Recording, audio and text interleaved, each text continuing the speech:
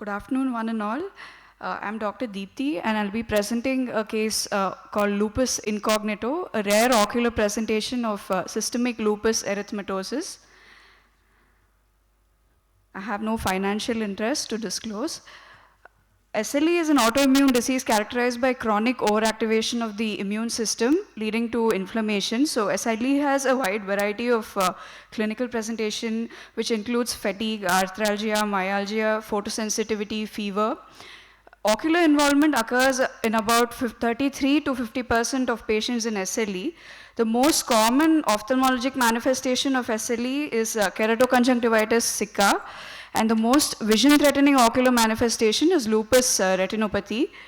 So moving on to the case details, a 13-year-old female presented with complaints of bilateral redness and photophobia since 1 month, and she was treated elsewhere with cycloplegics and antibiotics, and she was also given a trial of antifungals, but with no improvement. So she came to us with persistent redness and photophobia.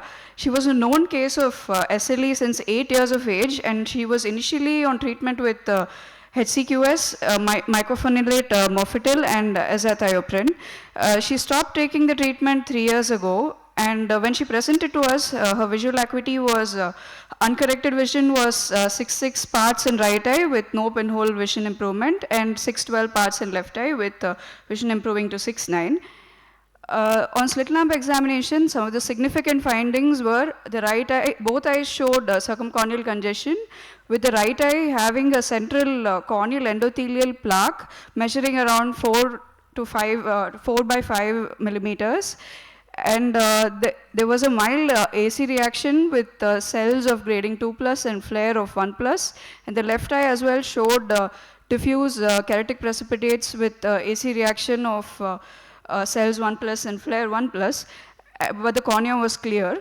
A clinical timeline of how she presented to us, and on day 2 we performed a diagnostic anterior chamber tap, and on day 3 her cornea was clear because the plaque was removed, and the AC was also quiet, and she was on empirical treatment with topical steroids and antibiotic cover.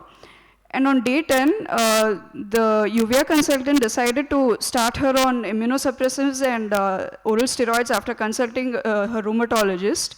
And on day 13, when we followed the PCR report, the anterior chamber tap sample was sent for an array of microbiological investigations, which I'll be telling in the slides to come. And the PCR report turned out to be negative.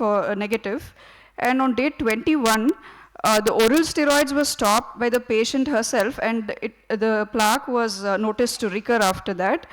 And on day 35, when she was again restarted on immunosuppressives and steroids, the plaque resolved, and on follow-up, the plaque completely resolved with a clear cornea and the vision improving to 6/6.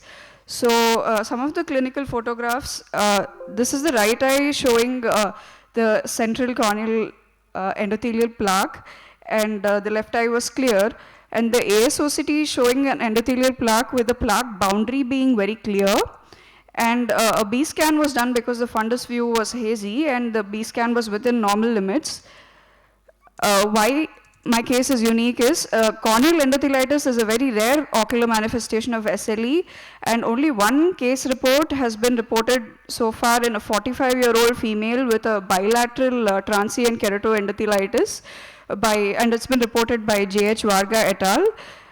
And this is the only pediatric age group of such manifestation that has been reported. The clinical implications would be that corneal endothelial plaques on AIOS the etiology can be decided based on the boundary between the endothelium and the endothelial plaque boundary. So if it is wavy, it is more characteristic of fungus, whereas if it is clear, it is said to be, it is more towards bacterial. Okay, but in our case, can wrap up? Yes, sir. So my take-home message would be SLE could also manifest as a corneal endothelial plaque, although it's very rare.